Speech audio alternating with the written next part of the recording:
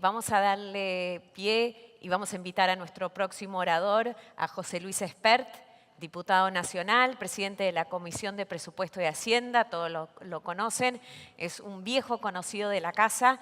Mientras sube José Luis, le pido disculpas a la gente que está parada.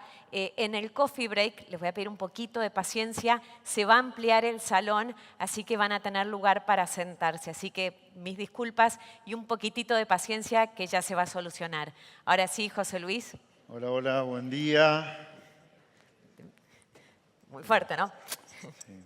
Sé que te tenés que ir medio rápido, estamos atrasados con el tiempo. ¿Ah, sí? Así que esto arranca por sí o por no. ¿Te suena? No soy apretable yo. No. ¿Acá? ¿Está bien? Donde vos quieras. Bueno, buen día a todos. Gracias a la invitación del IAEF, otra vez.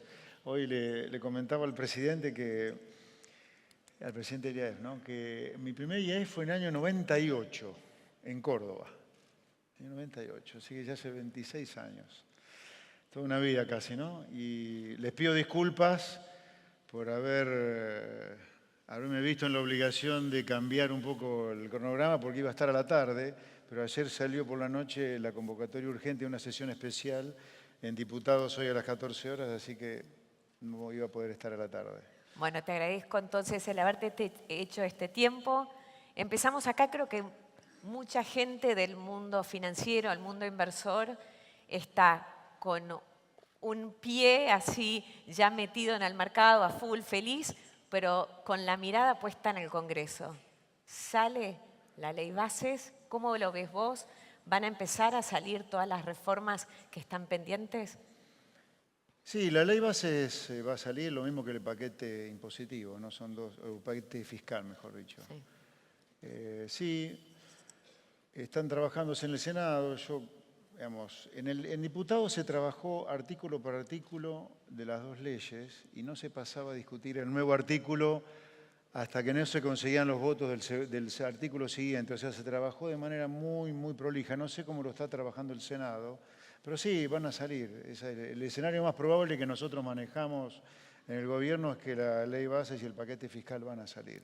Obviamente van a salir con modificaciones, eso va a volver a la Cámara de Diputados y va a volver otra vez el circuito de la comisión, las comisiones que lo tratan y después el recinto, ¿no? O sea que a lo mejor tenemos un par de semanas por delante antes que salgan. Pero sale como sea, o sea, me parece, o decime vos, está la orden ya del Poder Ejecutivo de decir, aunque sea que haya que negociar o ceder, pero que salga. Sí, te diría que esa es la idea. A ver, el Parlamento es donde se parla, ahí tenés que conversar con todos. A ver, por ejemplo, a nosotros nos hubiera gustado una reforma laboral mucho más agresiva que la reforma laboral que terminó saliendo desde diputados en el paquete de bases. El paquete de bases en materia laboral tiene 3 tópicos: la eliminación de las multas, la extensión del periodo de prueba y el fondo de cese. Bueno, nosotros queríamos ir mucho más allá de eso. Queríamos ir contra la casta sindical, lo que yo llamo sindigarcas, ¿no? Gente que dice que representa a los trabajadores, pero en realidad se representan ellos mismos para mantener su negocio, porque si representaran a los trabajadores, serían los primeros monetaristas del país, los sindicalistas, ¿no? ¿Por qué monetaristas? Porque si la inflación es un fenómeno monetario y la inflación se come los salarios de los trabajadores que ellos representan, deberían ser los primeros en pedir que el sector público no tenga déficit. Sin embargo, por el déficit estatal yo no veía nunca ningún sindicalista preocupado. Y la otra cosa que deberían estar empujando son ellos una reforma laboral, para que los trabajadores que ellos supuestamente representan tengan más derechos. Sin embargo, nunca se han preocupado por el déficit fiscal y nunca se han preocupado por las leyes laborales. Así que nosotros queríamos ir contra la ultraactividad, queríamos ir contra el unicato sindical, contra la falta de democracia, contra esta cosa absolutamente ridícula que es que la empresa que contrata a una persona sea solidariamente responsable frente al sindicato de la cuota sindical. No hablo de la obra social, de la cuota sindical. Pero bueno, todavía la mafia sindical sigue teniendo peso importante en la sociedad y en el Congreso también. Así que, por lo tanto, no se pudo avanzar con eso porque no tenía sentido poner artículos que iban a ser bochados en en el Pleno, ¿no? Quienes seguimos los números vemos que, a ver, los dos logros más grandes económicos de Milei hasta ahora son obviamente el superávit fiscal, hasta ahora superávit financiero, y el descenso del ritmo de la inflación. Ahora, en lo que hace el superávit fue clave, básicamente el ajuste, hay que decirlo, es antipático, pero hay que decirlo, en materia de jubilaciones. Hay muchos proyectos en este momento en diputados para modificar el régimen jubilatorio y además devolverle a los jubilados todo lo que se les ajustó en estos meses.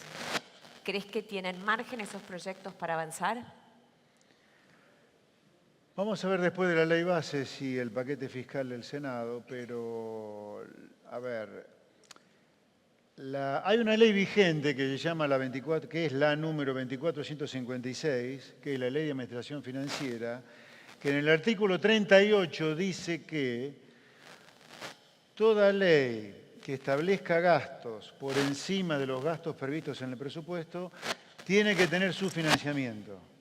Bueno, aunque no lo crean, en el Congreso de la Argentina, en la fábrica de leyes, se sancionan leyes ilegales, pues se sancionan leyes que van contra el artículo 38 de la 24156, una ley vigente de hace más de 30 años. Sí. Aunque no lo crean, insisto, en la fábrica de leyes se sancionan leyes ilegales.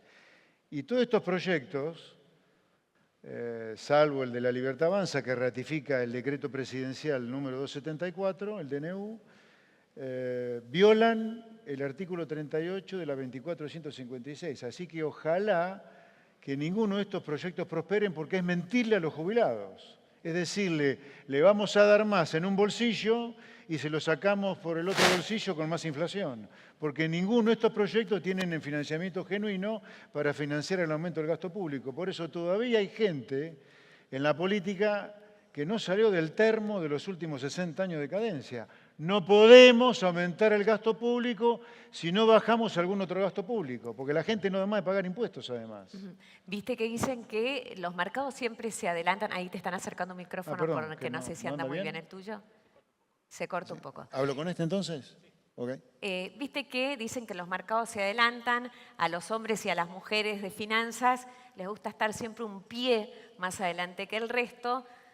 El presidente habló que tenía 3.000 proyectos más o 3.000 leyes más o reformas más pendientes una vez que se sancionara la ley bases. ¿Qué nos puedes adelantar de qué hay en estos 3.000 proyectos de reforma? Bueno, yo diría, esas leyes están adentro de los 10 puntos del Pacto de Mayo, ¿no? El Pacto de Mayo tiene 10 puntos, algunos de los cuales es la reforma previsional, una reforma laboral más profunda que la que está en la ley base, yendo ya contra los intereses de los sindigarcas, un proyecto de reforma del Estado para reducir el tamaño del Estado por lo menos 15 puntos del producto, reformular la relación de Argentina con el mundo en materia comercial, una reforma educativa para que los chicos realmente sean los auténticos destinatarios de la educación en la Argentina, una reforma electoral también, que incluya no solo la boleta única, que ya tiene media sanción de diputados, sino el sistema de circunscripciones, una reforma adicional al Código Penal, una reforma a la coparticipación federal de impuestos. Ahí se van a matar. Yo le he dicho en todos lados, creo que la coparticipación, si no la podemos eliminar porque está en la Constitución, ese es el argumento de los que saben de derecho, bueno, por lo menos reduzcámosla al mínimo posible, si no se puede eliminar porque está claro que la coparticipación es un veneno para la sociedad. Fíjense los casos de Misiones, los casos de Formosa, del Chaco, provincias que reciben 3 veces más de lo que generan. ¿Cuál es la consecuencia?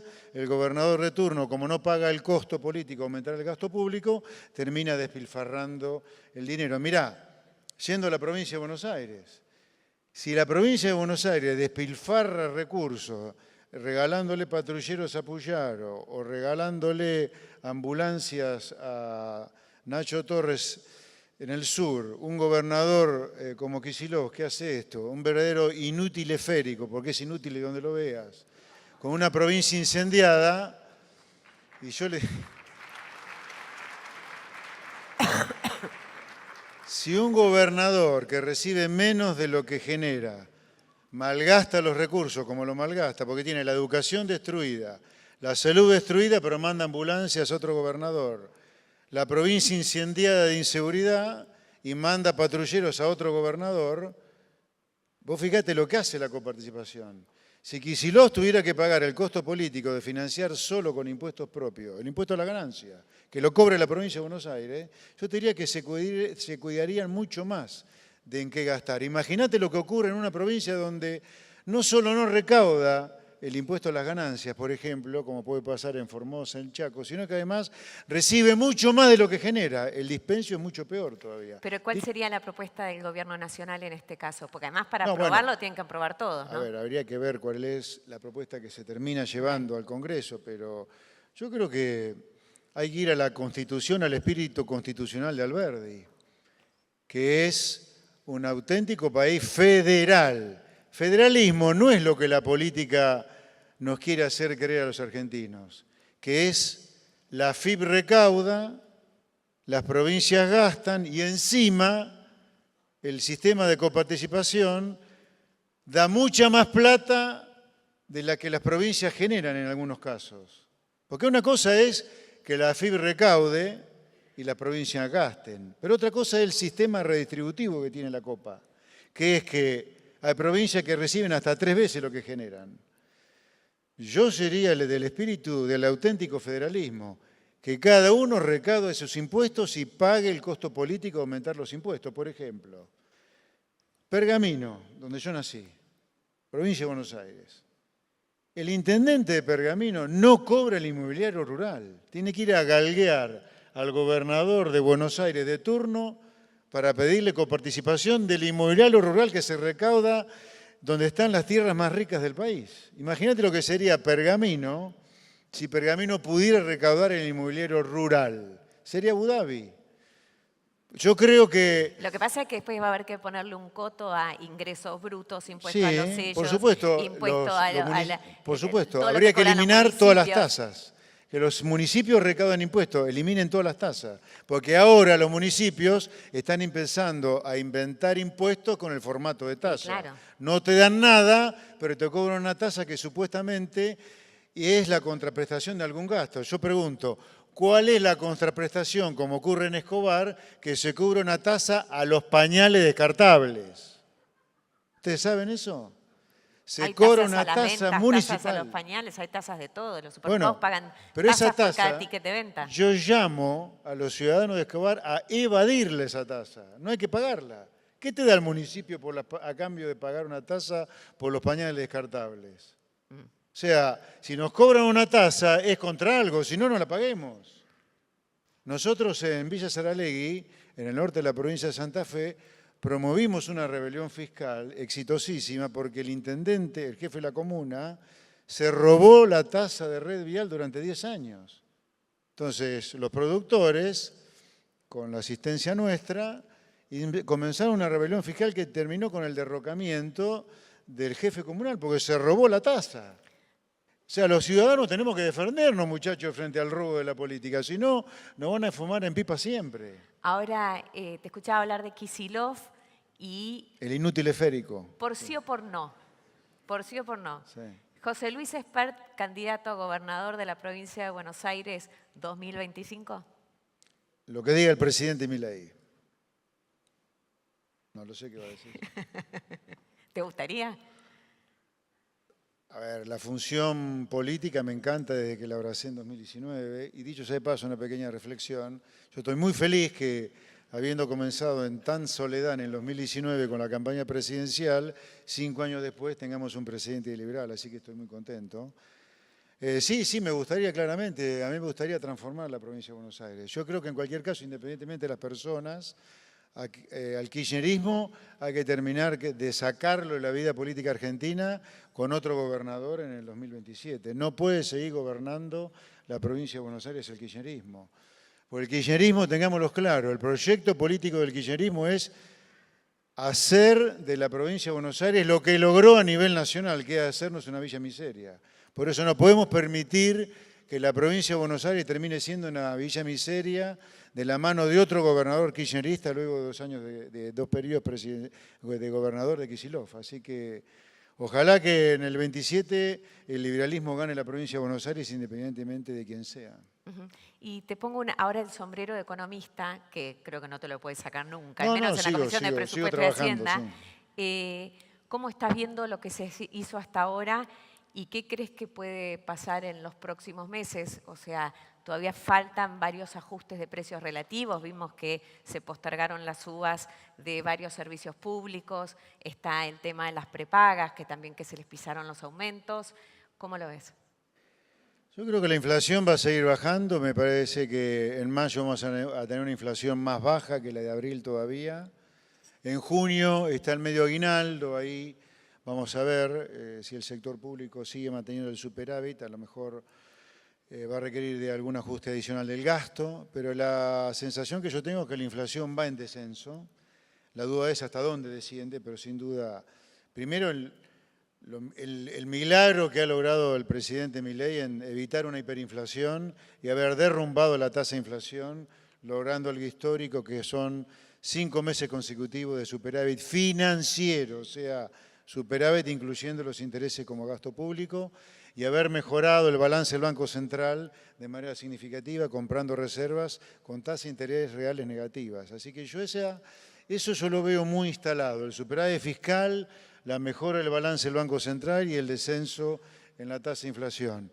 Si la política sanciona la ley base, sanciona el paquete fiscal y deja de jugar, como está jugando en la Cámara de Diputados, con estos proyectos de mentirle a los jubilados con más de lo que se puede pagar dada la situación fiscal, o en el caso de los docentes con este show que ha montado una parte del radicalismo o el radicalismo hoy en diputados, cuando ya ayer se acordó todo con los rectores de las universidades nacionales, me parece que Argentina arranca un sendero de un crecimiento sólido y sostenible porque lo está haciendo sobre bases sanas. Y es importante recordar que si Argentina sigue por el camino que está marcando el presidente Milei, que es austeridad fiscal, reducir impuestos cuando tengamos superávit, una política monetaria sana, reforma laboral, desregulación, apertura al comercio mundial, relacionarnos con Occidente, eso ha hecho a todos los países del mundo que crezcan y que les vaya bien. Por lo tanto, no hay ningún motivo para que si nosotros seguimos por ese camino, el camino de los países que prosperan, nos vaya mal. Nos va a ir bien. Por supuesto que después de pagar los costos de haber evitado una hiperinflación. Evitar una hiperinflación tiene daños colaterales, lamentablemente, y le agradezco públicamente a todos los presentes, gente de trabajo del sector privado y a los que nos están escuchando, y a los que no nos están escuchando el esfuerzo que hacen para llegar algunos a mitad de mes y otros a fin de mes. Pero es el único camino posible, el camino de la austeridad fiscal, la desregulación laboral, la meritocracia, asociarnos con el primer mundo, respeto a la libertad, respeto a la propiedad privada. Ese es el camino que está marcando el presidente Milei y es el camino que hay que recorrer en la provincia de Buenos Aires para sacar a la provincia de Buenos Aires de la maldición del kirchnerismo y de este maldito que es un inútil biológico como es el Kicillof. Muchas gracias, José Luis. Un placer, muy buen día. Un aplauso.